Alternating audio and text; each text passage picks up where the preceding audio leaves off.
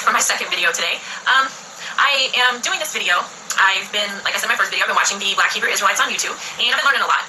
And so I just felt like everything that I've been learning, I feel like now it's my responsibility, now that I know the truth, to get it out there. So I'm hoping that by me doing this video, that maybe it will help to wake up some of the other Black Hebrew Israelites. I see them on the videos, I read their comments, and a lot of them are just like, the Bible's not talking about us, that can't be us. Like, that's not us. And I want you to know that, yes, it is talking about you. So first things first, let me give a little bit of background about myself. I was raised as a Jehovah's Witness up until I was about 18. Something just didn't feel right. I couldn't figure out exactly what it was, but something was off, and I thought maybe it was just me. I don't know if you're familiar with the Jehovah's Witnesses, but if you are not living the guidelines that they say you should be living, you're not accepted. And so I just felt like, well, I'm just a bad person. I can't live like that. And with my basically entire family, with the exception of a couple people, all being Jehovah's Witnesses, I was taught this by my mother and my father, so I felt like I mean, being lied to never even crossed my mind. I never thought that's what was going on. But now I realize, yeah, that is exactly what happened, and I'm also trying to get my family to realize the truth.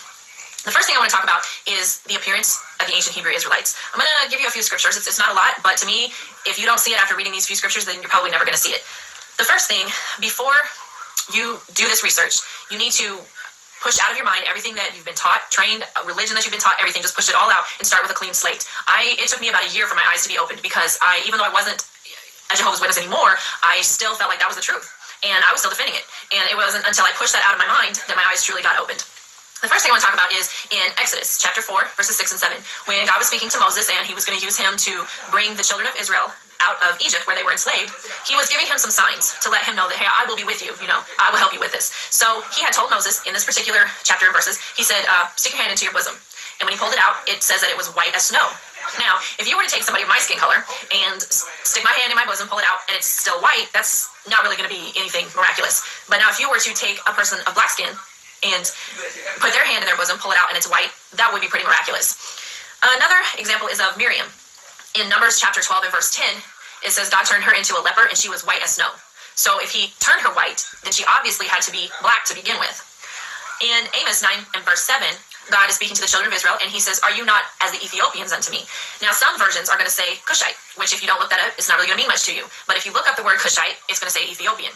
Now, we all know Ethiopians are very, very dark-skinned people, and God was comparing his people, the children of Israel, to them. A couple of other scriptures are Lamentations 5 and verse 10 and Job 30:30. Those also refer to the skin color of the Israelites as being black. Now, I have to tell you this. If you have a new King James Version, it's going to take the word black out. You need to go into an older King James Version, and it will have the proper words in there. Now, you have to ask yourself, first of all, why do we need a new version of the Bible? What was wrong with the old one? And second of all, why would they take the word black out? What are they trying to hide? Now, in Revelation chapter 1, verses 13 through 15, is a description of Christ, and it brings out that he had hair white like wool. Now, I want to show you a picture. I mean, I'm pretty sure everybody knows what wool looks like, but I just wanted you to get a good visual. Okay? Now, there's wool. Now, I'm going to show you another picture, and we all know who this is. But when you look at his hair, it is exactly like the sheep's wool.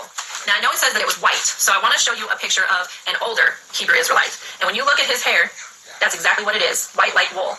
Now, if you look at the gentleman next to him, who is a so-called white person, he does not have woolly hair. And white people in general don't. I mean, you look at my hair, it's not woolly. It's thin and fine and straight, which is pretty much the norm for the so-called white people.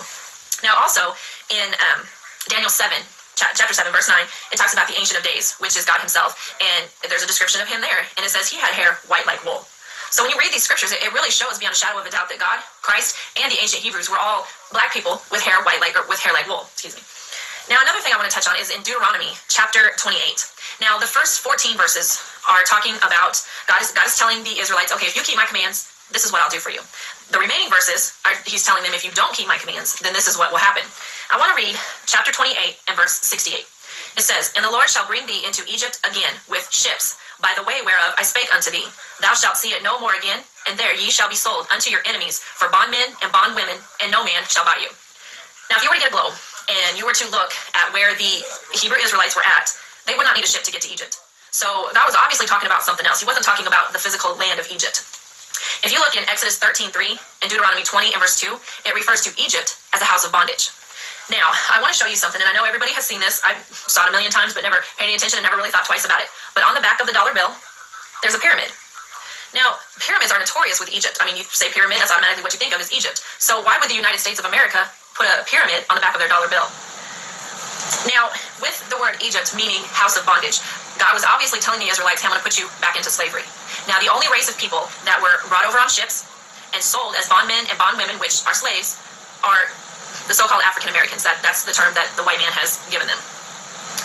Now, like I said before, if after you do this research, which I don't expect you to take anything that I'm telling you, look it up for yourself, do the research. That's what I did. Anytime I was shown a scripture, shown something in a book, I'd look it up myself and do the same thing. And if at the end of that you still can't see it, then I really don't know what else to say. But I want the Black Hebrew Israelites, I'm trying to help to get them woke up and to see the rich heritage that they really have. And what a blessing to be one of God's chosen people. I mean, honestly, I'd give my left foot to be one of God's chosen people. So I'm just trying to help and get this out there, and I'm hoping that if one person listens to what I have to say and they see the truth, then great, I'm ecstatic. So I'm hoping that this helps.